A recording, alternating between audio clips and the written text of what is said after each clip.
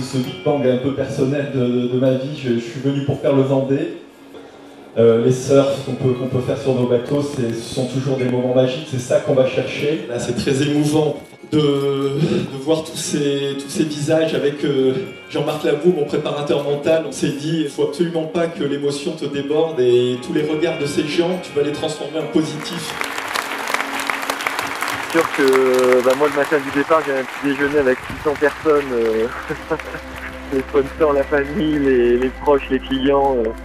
Je dois dire que c'est forcément très émouvant et on sort pas vraiment indemne de ça, même si on dit on va fermer tous les tiroirs, on va faire de la météo et on va être complètement concentré.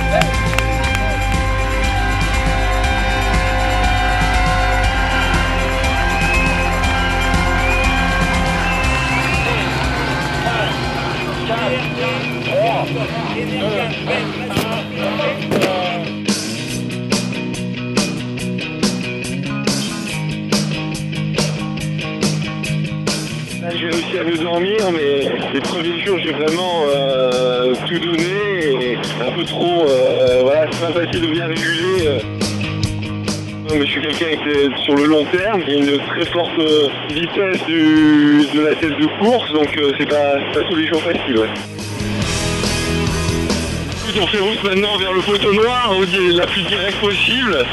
Voilà, chacun vise un peu là où il veut viser. Il y a énormément de vagues sur le pont.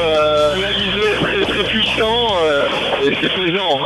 Et au 9e jour de course, il y a du monde qui tourne autour du pot, un poteau noir comme on en a rarement vu. Armel Lecléache, fatalement ralenti, est pris en chasse par 5 bateaux qui se livrent une incroyable bagarre aux allures de régate entre 3 bouées.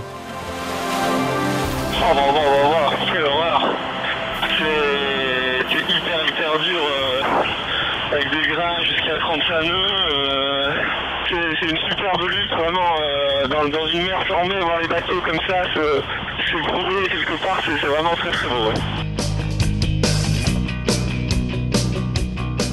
Les côtes brésiliennes s'approchent, donc c'est signe de chaleur, de musique, de fête un peu. Toujours une position un peu d'attaque, on va voir un peu comment ça se passe, mais techniquement, comme dirait notre ami Didier Deschamps, et tactiquement, ça me va.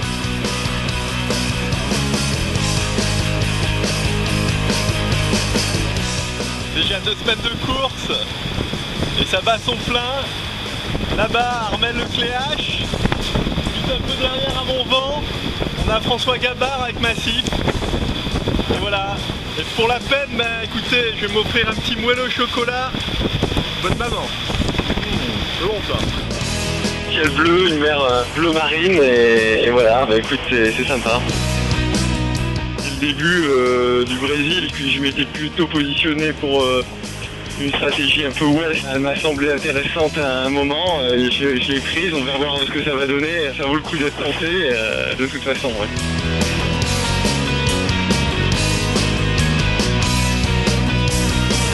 Il faut aimer jouer à se faire peur quand on est marin, quand on mise tout sur une option dont on n'est jamais sûr. Jean-Pierre Dick a joué et gagné, semble-t-il. Ça envoie du bois sur Virbac par 3. La pétole a laissé place au grand vent. Le Grand Sud est là. Bienvenue dans le monde de Virbac Patrec 3, un mois dans le Grand Sud, ça commence. C'est parti avec une belle petite dépression. Le 30 novembre, le record des 468 000 parcourus en 24 heures par Alex Thompson, datant de 2003, est effacé des tablettes. Jean-Pierre Dick passe la barre symbolique des 500 000.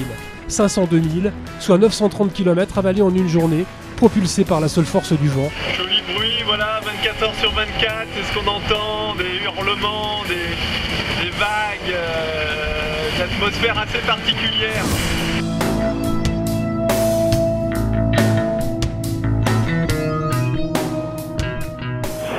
Il y a du vent, il y a beaucoup de mer, c'est sûr que ça peut inquiéter pour les bateaux parce qu'on les mène vraiment dans leurs extrémités, mais écoute, pour l'instant ça va.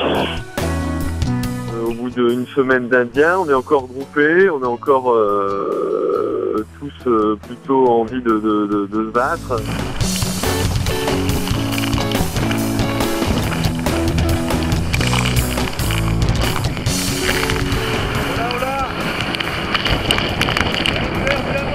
François Gabard et Armel Lecléache sont en train de filer. Jean-Pierre Dick perd 80 000 en 24 heures. À 16 heures, il est à 155 000. Les deux bateaux devant ont infiniment plus de vent en permanence et moins de vent. L'enjeu, il est de fuir cette dorsale et rester devant, essayer de progresser malgré tout. Mais c'est sûr que ça va pas être facile de passer ce waypoint de West Australie. Ouais. Bon, il y a des oiseaux qui m'accompagnent et ça, c'est toujours vachement sympa. Ça fait 8 jours que Jean-Pierre Dick n'avait envoyé aucune image. Signe que les temps furent durs. Ouais, un beau grain des 40e. Ouais, le ciel noir derrière. Ça peut être dangereux lorsqu'on a beaucoup de toiles comme maintenant. Alors faut faire gaffe. Wouhou!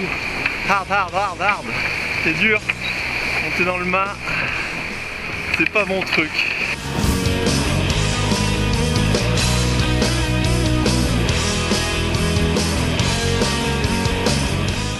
La mer est impressionnante, la mer est très formée, le vent est là, 32 nœuds, ça accélère et ça freine très vite aussi, c'est vraiment très impressionnant. Ouais.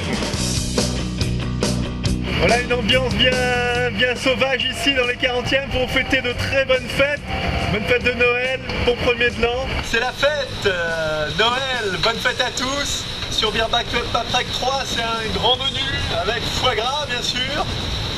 Viande des grisons, et on fêtera ça bien sûr arrosé au champagne.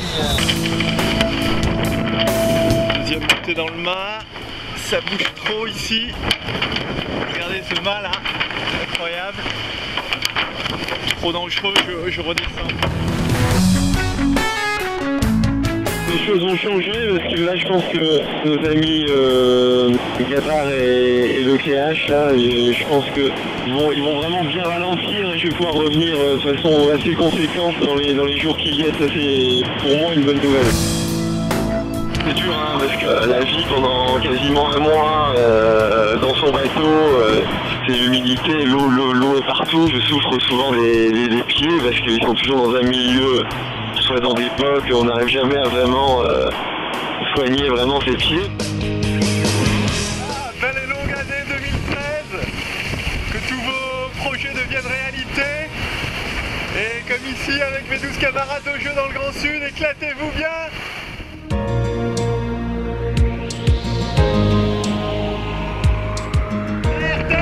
C'est l'or, mon pied. Wouhou. Champagne. Les conditions sont relativement favorables pour qu'on revienne un peu derrière. Après, c'est à moi de mettre le charbon pour essayer de reprendre le contact.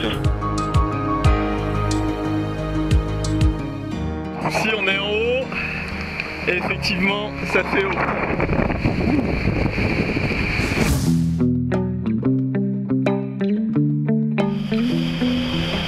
Petit livre, voilà, ça détend un peu l'esprit après 2 mois de course. On a besoin un peu de se relaxer.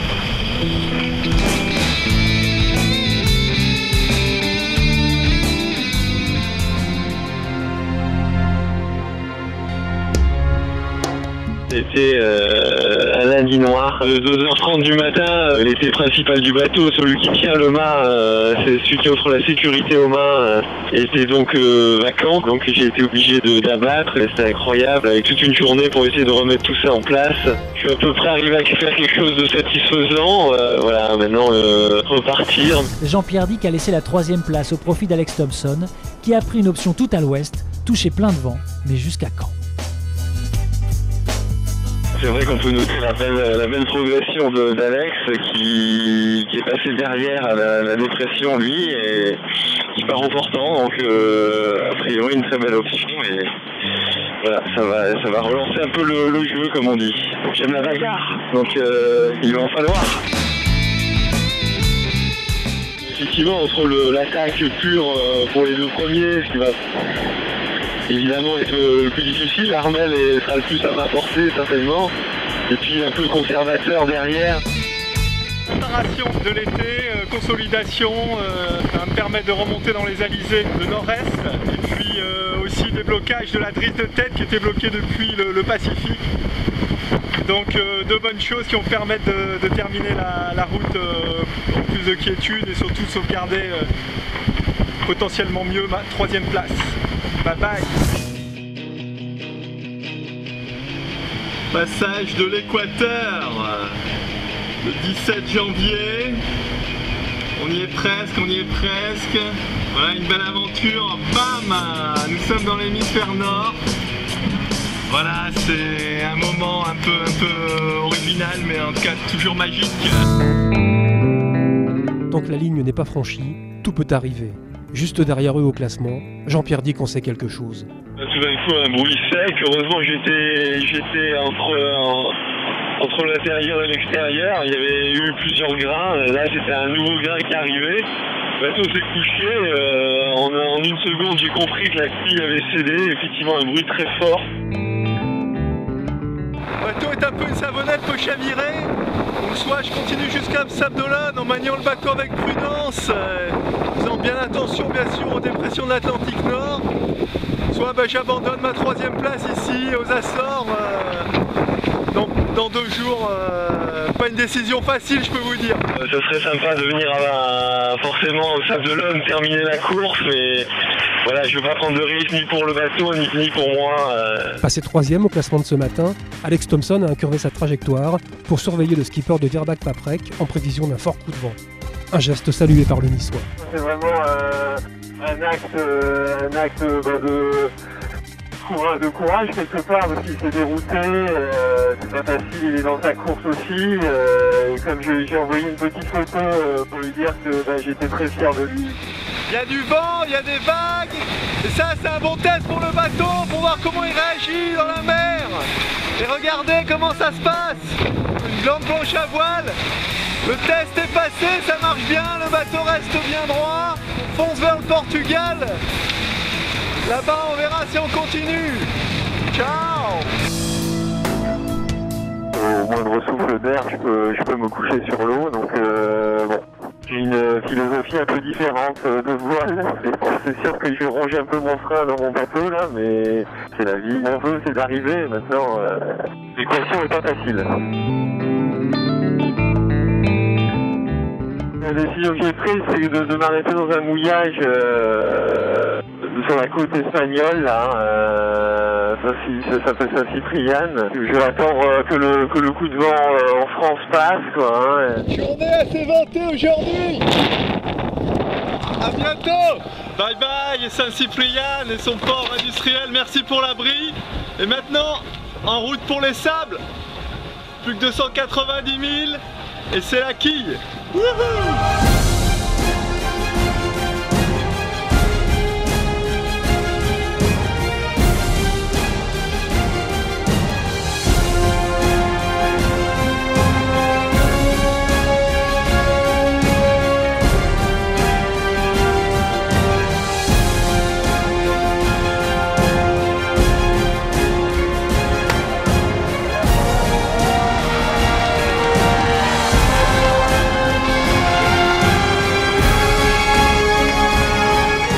Il a fallu se sortir les tripes comme on dit pour y arriver. C'est une victoire humaine, ouais, c'est une victoire sur soi et ça fait plaisir d'associer les sponsors, d'associer les gens du projet, ceux qui croient en moi, aux valeurs qui sont données par cette course finalement, c'est-à-dire ténacité, courage, envie de gagner.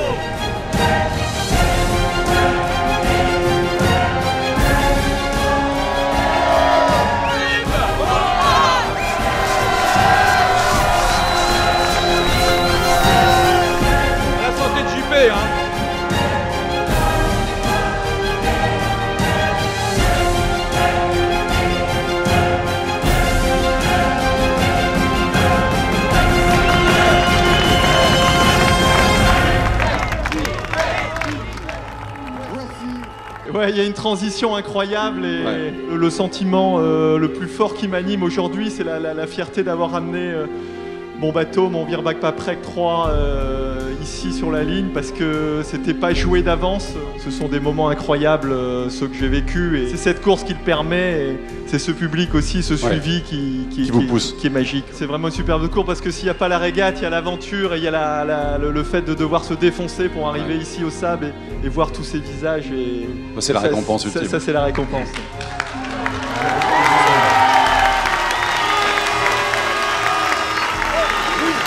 Gilles,